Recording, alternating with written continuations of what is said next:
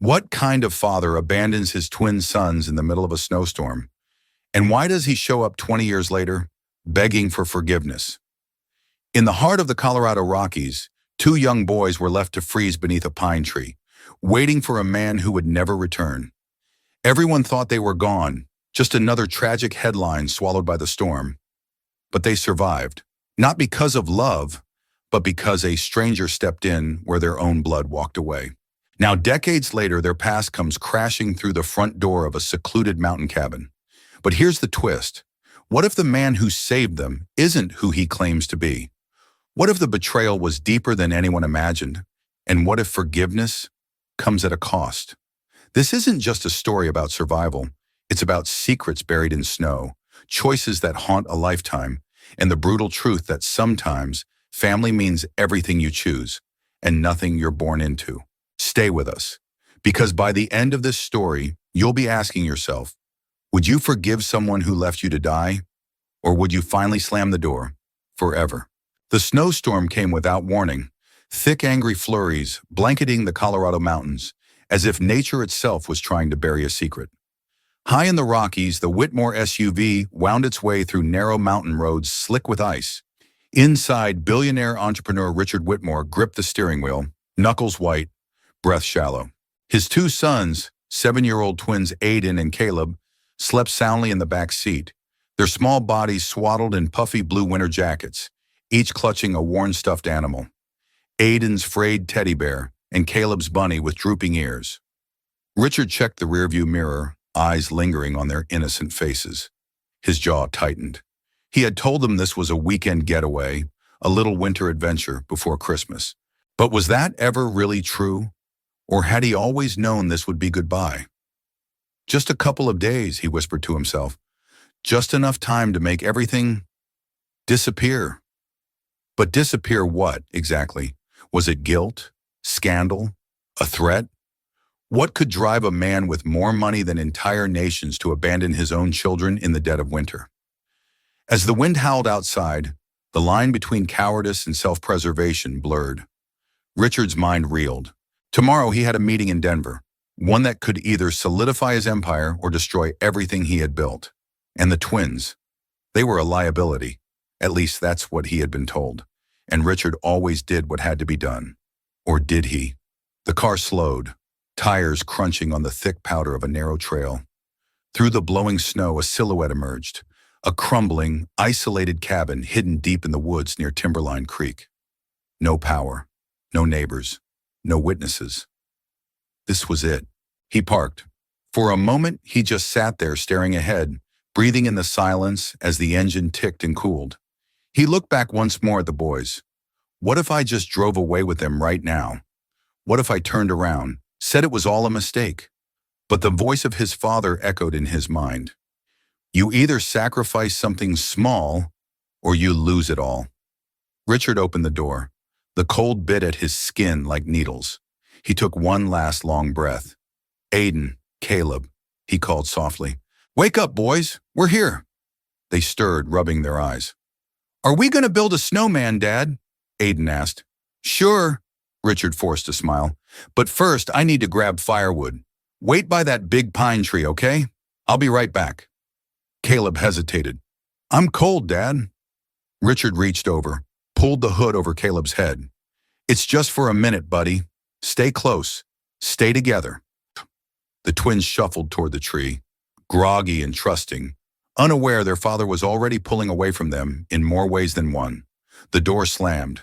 The sound echoed through the forest like a shot. Richard didn't look back. Not once. He walked fast, deeper into the woods, every step rehearsing the lie he would tell. They got lost. Or maybe. I turned around for 1 second, and they were gone. He had a dozen versions, but no version of the truth. Behind him, Aiden and Caleb stood by the tree, small figures in a vast white wilderness. The snow thickened. Minutes passed, then an hour.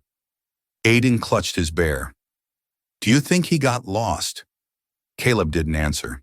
He was staring into the darkness between the trees. Something didn't feel right. Why would a father leave two kids in a snowstorm? Why would he not take his phone?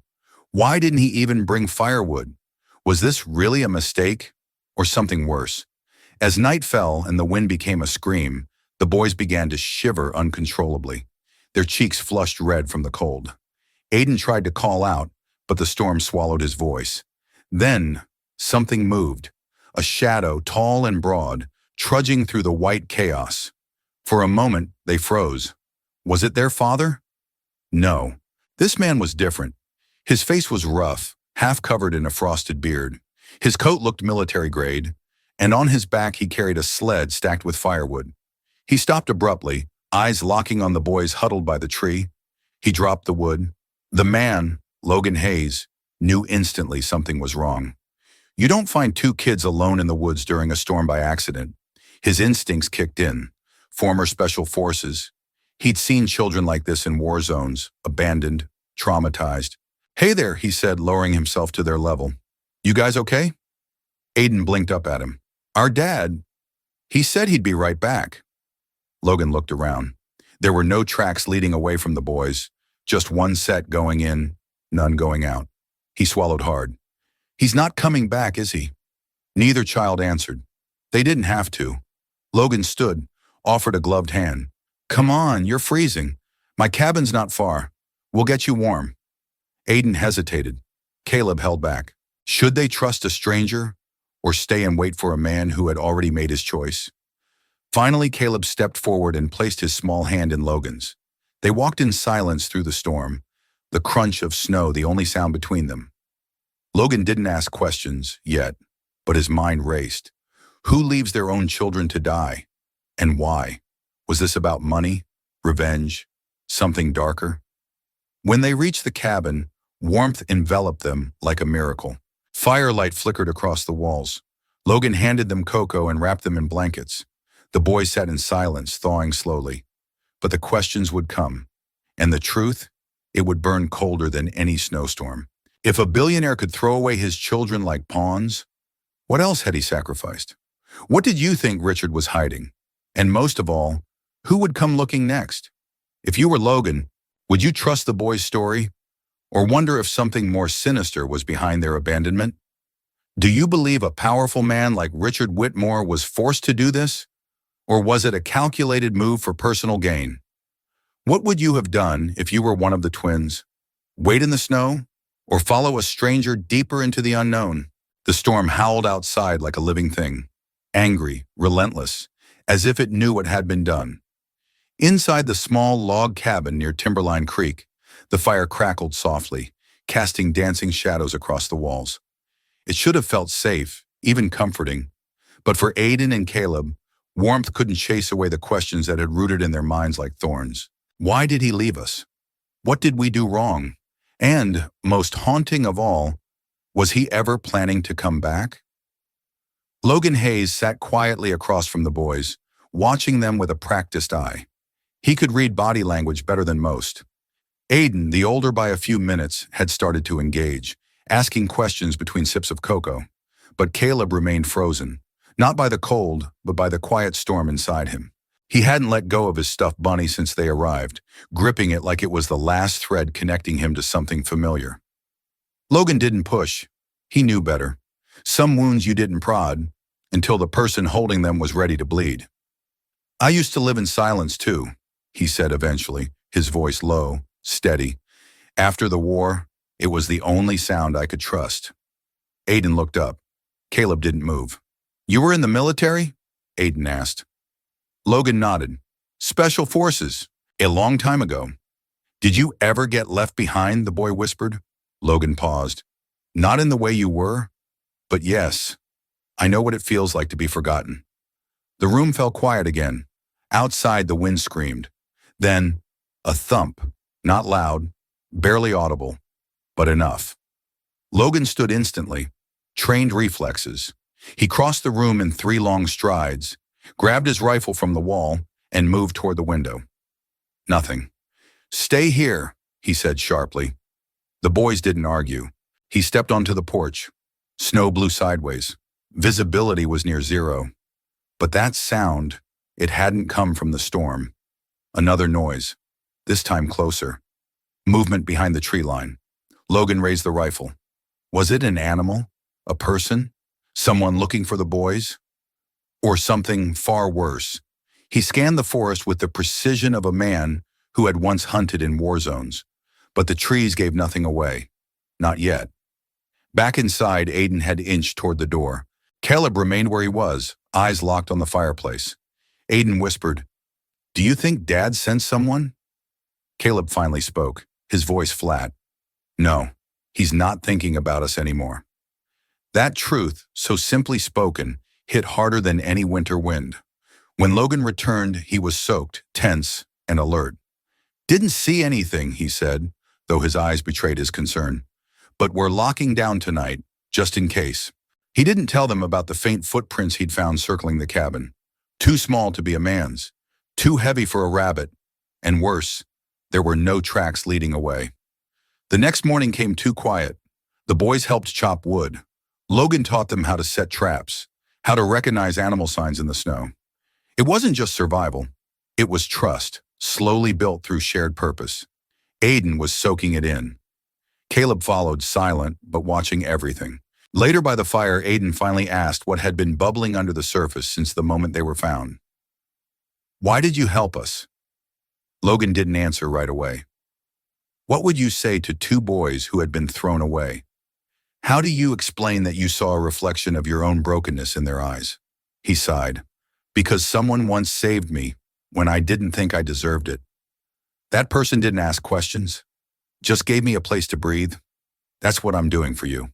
Aiden nodded, absorbing the weight of the words. "But Caleb?" He turned his head sharply toward the window, staring into the dark. "What is it?" Logan asked. Caleb stood slowly, walked to the window. His breath fogged the glass. "There was someone out there last night," he said. Logan froze. "You saw something?" "I didn't see him, but I heard him." Logan's heartbeat quickened. "Him?" Caleb turned. He was crying. It didn't make sense. Who cries outside a cabin in a blizzard? Unless they're not trying to get in, but can't bring themselves to. That night, Logan sat awake, gun nearby, eyes on the window. And in the distance, faint, broken, human, he heard it too. A sob, just once. Then silence. Was it guilt? A man watching the family he gave away? Or a ghost of regret that refused to die? No one came the next day, but something had changed in the boys. Aiden started writing in a notebook Logan gave him, drawing memories. Caleb spent more time outside, just staring into the woods, as if he were waiting for the trees to speak. Then, without warning, Caleb asked, "Do you think people become evil, or are they just scared?" Logan didn't answer, because sometimes both were true. That night, Caleb slipped a note under Logan's door. Just 5 words. "He's not done with us." And Logan realized, this wasn't over. Not even close. Who do you think was watching the cabin? And why didn't they come forward? Do you believe Richard Whitmore regrets his decision? Or is he still trying to cover something up? If you were in Caleb's shoes, would you want answers? Or would you rather forget everything? Right now, it was just past dawn when the knock came. Not a frantic pounding, not a friendly tap, just one solid, deliberate knock. Logan froze mid-step, the mug of coffee in his hand growing cold as steam rose into the quiet cabin air. He looked toward the front door, instincts spiking. Aiden and Caleb had just woken, rubbing sleep from their eyes, still wrapped in blankets by the fireplace. No one ever came this far. No one even knew they were here. So who was standing outside? "Stay here," Logan whispered, already reaching for the rifle mounted on the wall. Aiden's voice was barely a breath. "Is it him?" Caleb didn't speak. He didn't have to. The look in his eyes said it all.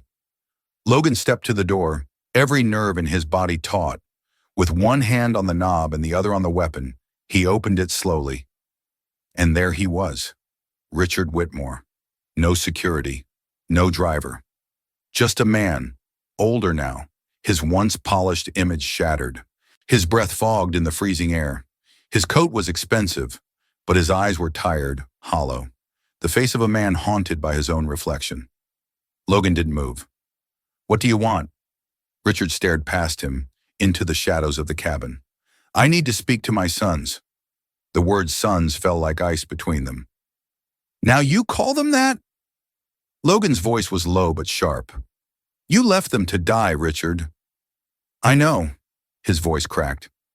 I've lived with that every day. You think I don't see them in my dreams? You think I haven't wondered every damn morning if they survived? Logan stepped forward, blocking the door.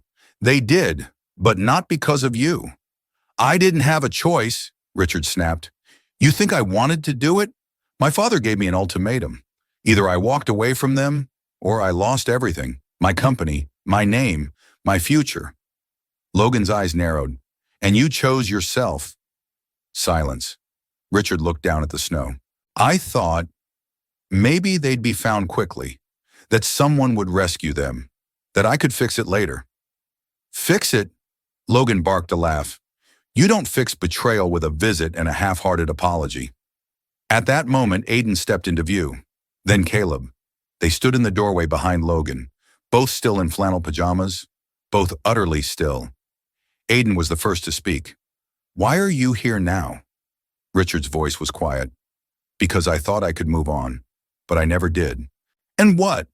Caleb's voice was steady, too calm for his age.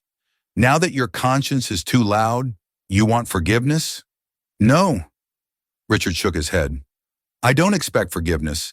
I just want you to know I'm sorry. But are you sorry because of what happened? Aiden asked. Or because someone finally found out? That landed like a punch. Richard looked up, blinking hard. I came because I can't live with what I did. Caleb stepped forward, past Logan, his eyes locked on the man who had once held his hand and then walked away forever. You didn't come for us. You came for you. Richard flinched. Do you even know what our favorite color is? Aiden asked. What my middle name is? Caleb added. Richard opened his mouth, then closed it. Exactly, Caleb whispered. The wind outside began to pick up, snow swirling behind Richard like a veil, as if nature itself was ready to erase him once more. Logan stood firm. You lost the right to be their father a long time ago, and if you came here looking to be absolved, you're standing at the wrong door. Richard's face collapsed into itself, shoulders slumped. For a moment, the billionaire looked like a child who had just realized the toy he smashed couldn't be put back together. I was trying to protect you, he said, voice barely audible, from a family that destroys anything it can't control. My father, Save it, Aiden cut in. We survived, not because of you, but because of him, he pointed to Logan. Richard looked at the man beside him, the soldier who had done what he hadn't. Stay. Caleb stepped beside his brother. Logan is our father now. There was nothing more to say. Richard didn't beg. He didn't argue. He turned and walked into the storm. No one followed. Inside, the fire flickered, steady, warm. And in that silence, a new chapter began.